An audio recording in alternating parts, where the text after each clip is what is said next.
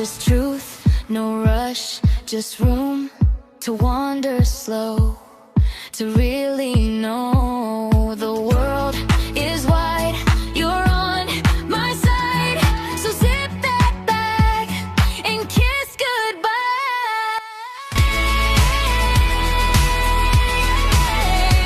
I'm a confident pathmaker. This time you're exactly where you should be.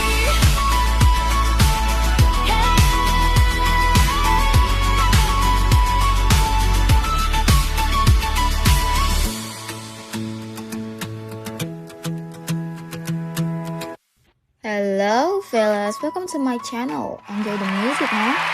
I'm Kayla, your favorite host or your soon-to-be favorite host. Alright, 1, 2, 3, let's roll. There is a specific kind of silence that exists in a house the night before a long journey. It's a happy silence. It's the sound of every what if you've ever surprised finally finding its voice. Travel anxiety is often dismissed as cold feet or pretty jitters.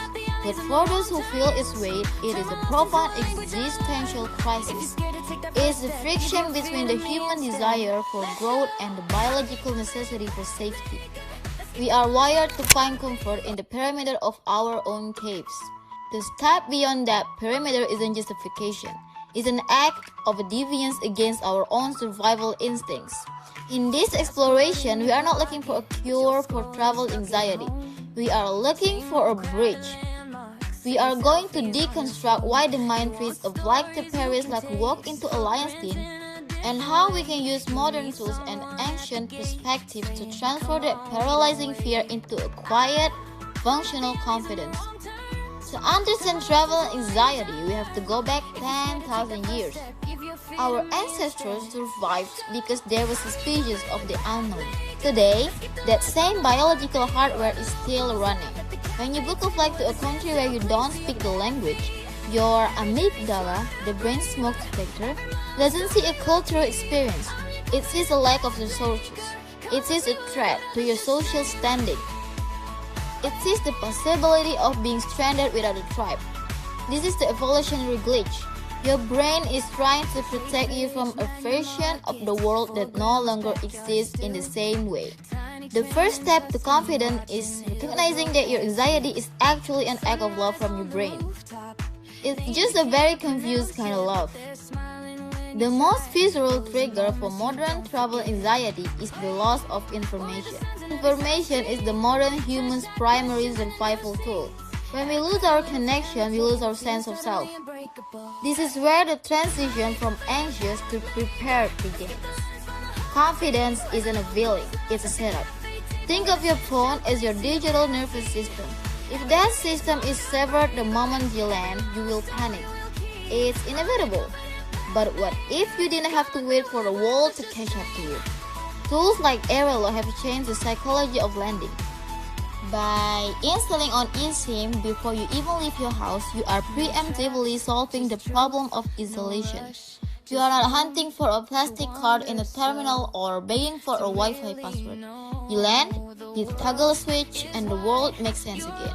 That blue dot on your map is more than just navigation. It is a psychological anchor that tells your brain, you are here and you are reachable. Even with a map, there is the fear of the unseen coast. Travel anxiety is often a fear of the what if. What if I get food poisoning? What if I trip on those cobblestones in Rome? We spend so much time worrying about the possibility of these events that we forget to plan for the management of them. Confidence is built on the foundation of total mitigation. You cannot enjoy a sunset if you are subconsciously telling the cause of potential emergency. Securing a robust safety net through platforms like visitor coverage is an act of mental clearing. It's like clearing the clutter from a room so you can finally see the view. When you have comprehensive protection, you are not just buying insurance. You are buying the right to be curious. You are telling your anxiety, I have accounted for the worst, so now I am free to experience the best. It turns a potential catastrophe into a mere inconvenience. Even with a map, I often think of the comfort zone as a circle, but it's more like a muscle. If you don't use it, it atrophies. If you push it too hard, it tears. Confidence is gained through micro-expeditions. You don't go from your bedroom to a solo trek in the Himalayas in one day. You build the tolerance for uncertainty. You learn to trust that you can handle a missed bus. You learn that wrong turns are often where the best stories are written. The paradox of travel anxiety is that the more you try to control every second of the trip, the more anxious you become. Control is an illusion. The confident traveler doesn't control the journey. They know that as long as they have their connectivity and their safety net, the rest is just scenery.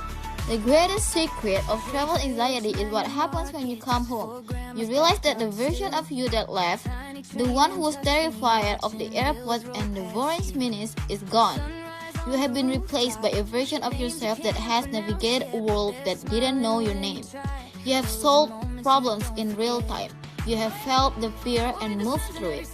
This newfound confidence doesn't stay at the airport. It follows you into your job, your relationship, and your daily life. Because once you've proven to yourself that you can handle the world, you realize you can handle anything. Travel is the ultimate self-development workshop, but the tuition is a bit of temporary discomfort. If you are watching this and your passport is gathering dust because you're afraid to take the leap, know this. The world is much smaller and much kinder than your anxiety wants you to believe. You don't need to be a brave person to travel. You just need to be a prepared person. Set up your digital life with Airelo. Secure your peace of mind with visitor coverage. And then, just go. The fear will come with you, and that's okay. Let it sit in the passenger seat. Just don't let it drive. Because on the other side of that anxiety is a version of you that you haven't met yet.